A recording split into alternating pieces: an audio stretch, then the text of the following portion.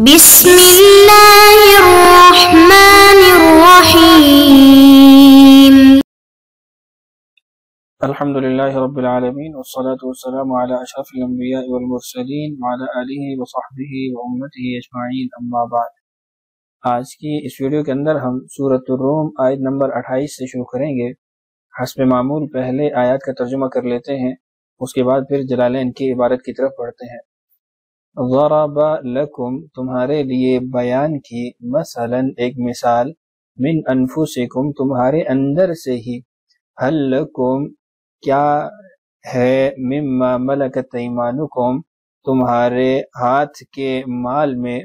من شرکاء ساجی یعنی شریک، فیما رزقناکم جو ہم نے تمہیں روزی دی، فانتم فیہ سواء کہ تم اس میں برابر ہو، تخافونہم تم ڈرتے ہو، خوف رکھتے ہو،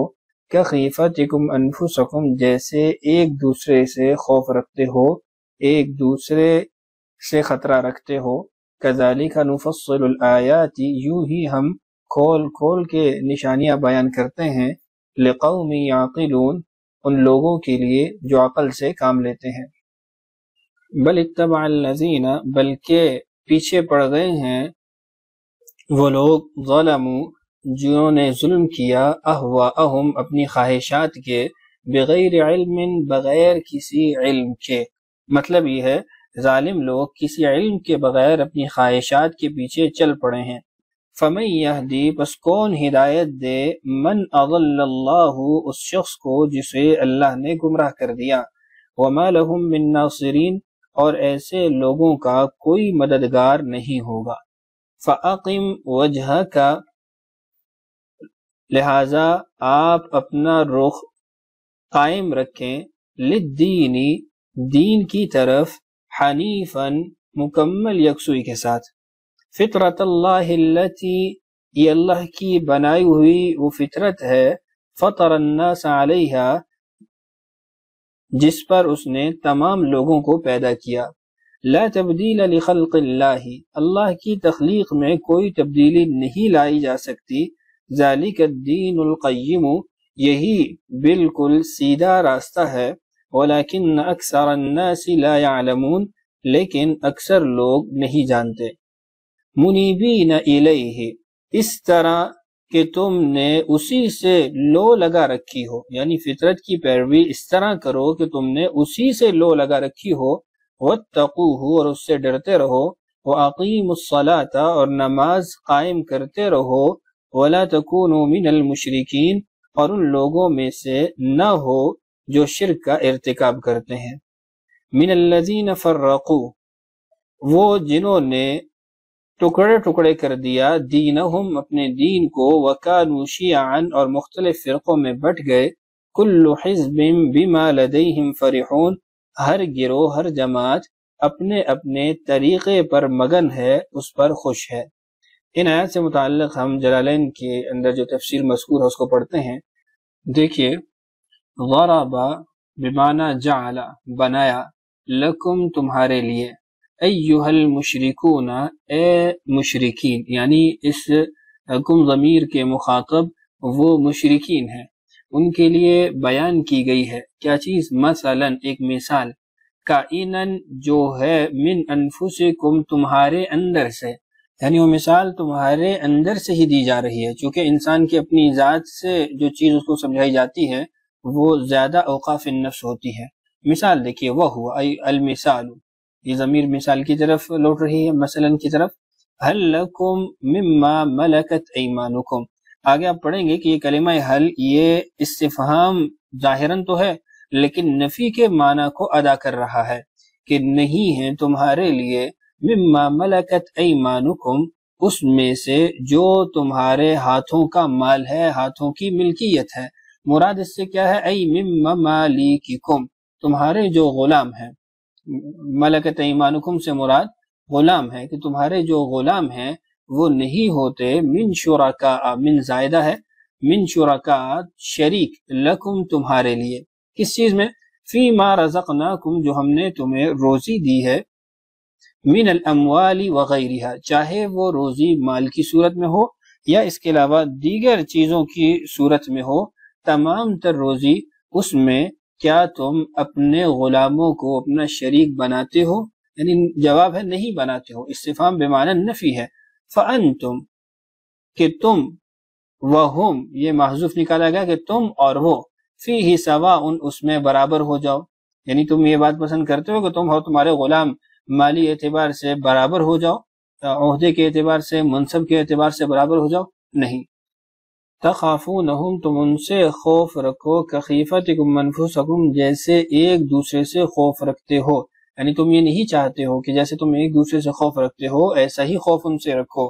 مقصود اس آیت سے یہ ہے کہ اللہ تعالیٰ انسان کو شرک کا قبح اور بطلان سمجھاتے ہیں، اور یہ ایک مثال دی ہے انسان کی اپنی ذات سے کہ تمہارے ہاتھ کا مال، تمہاری لونڈی ہو، غلام ہو، باندی ہو، جن کے تم محض ظاہری اور مجازی مالک ہو، کیا اپنی روزی اور مال و متاع میں جو حق تعالیٰ نے تمہیں دے رکھی ہے تم ان کو برابر کا شریک تسلیم کر سکتے ہو؟ جس طرح مشترک اموال و جائیداد میں اپنے بھائی بہن حصہ دار ہوتے ہیں، ہر وقت کھٹکا رہتا ہے کہ مشترک چیز میں تصرف کرنے پر برہم ہو جائیں یا تقسیم کرانے لگیں یا کم از کم سوال کر بیٹھیں کہ ہماری اجازت اور مرضی کے بغیر تم نے فلاں کام کیوں کیا،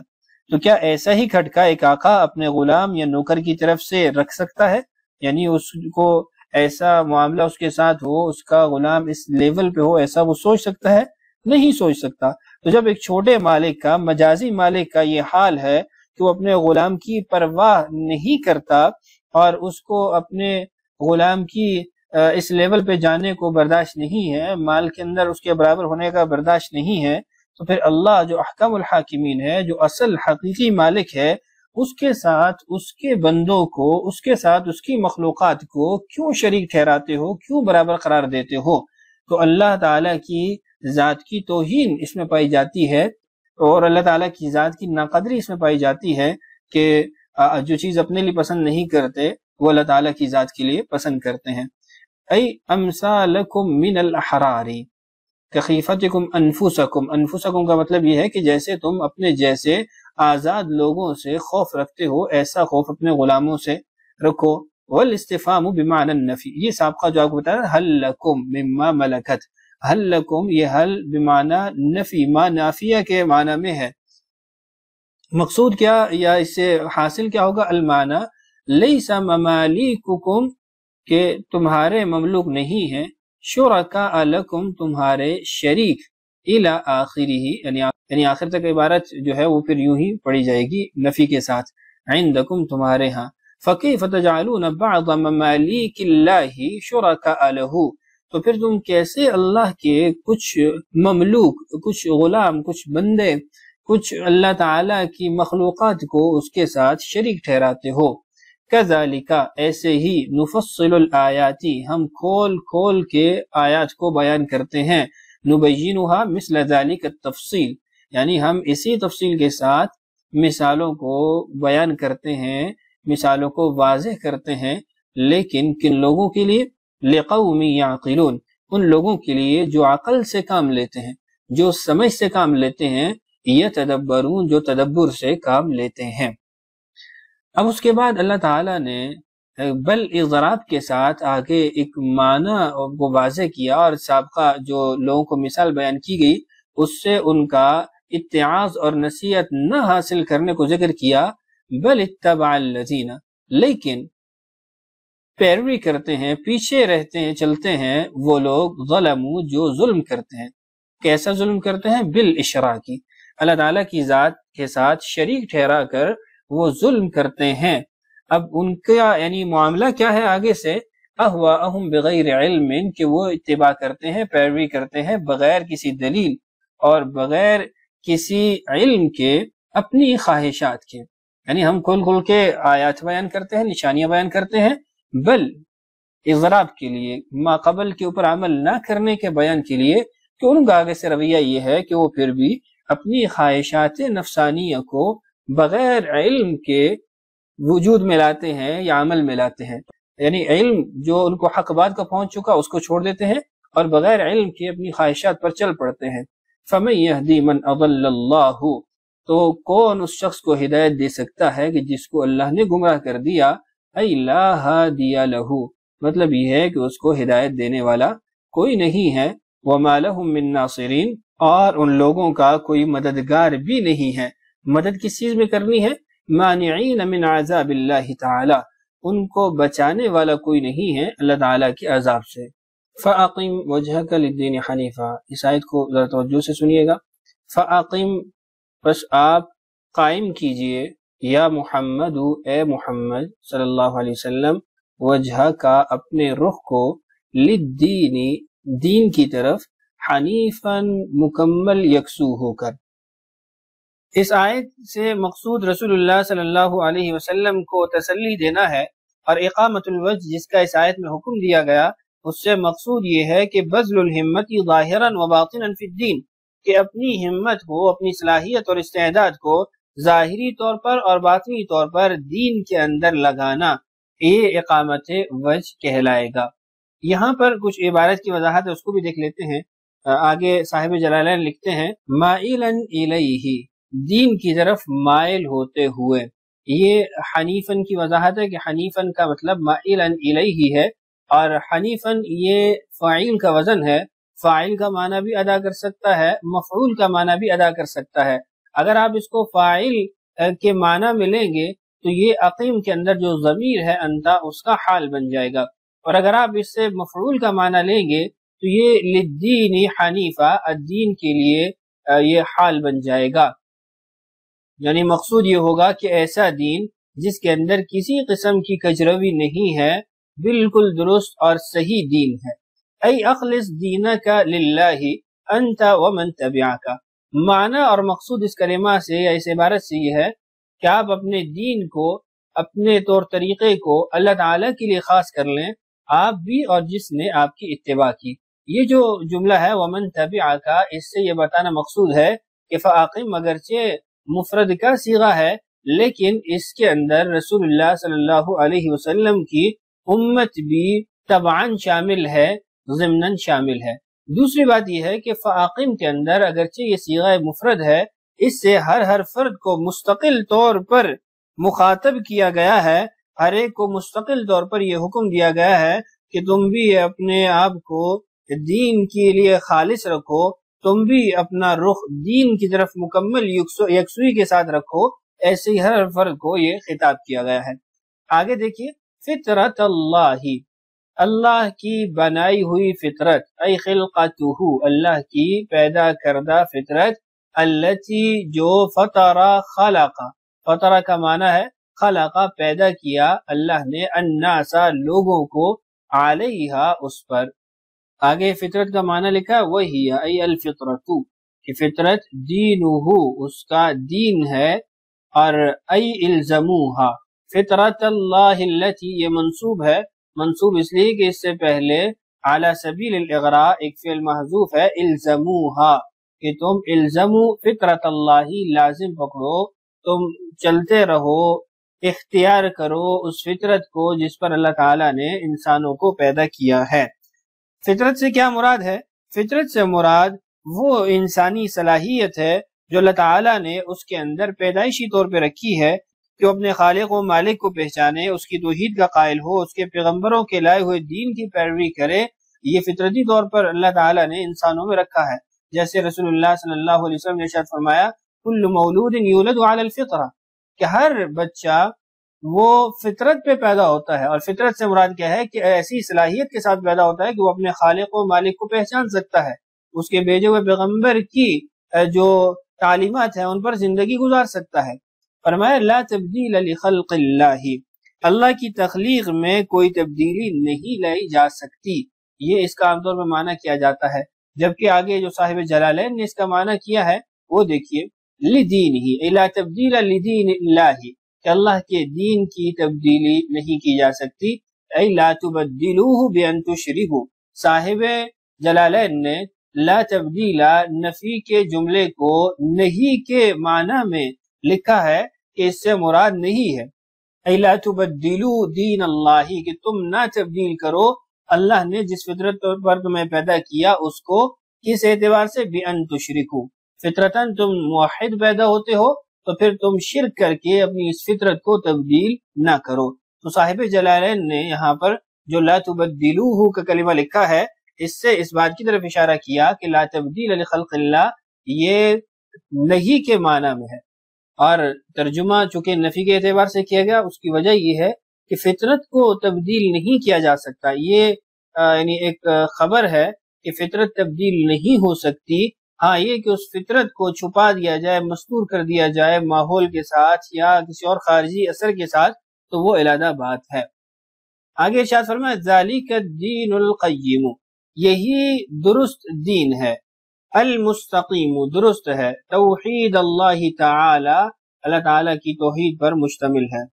ولیکن اکثر الناس، لیکن اکثر لوگ، مراد اکثر لوگ سے کون ہے؟ ای کفار مکہ، مکہ کے کفار اس سے مراد ہیں، لا یعلمون وہ نہیں جانتے، کیا چیز نہیں جانتے؟ آگے مفعول بھی اس کا واضح کر دیا، توحید اللہ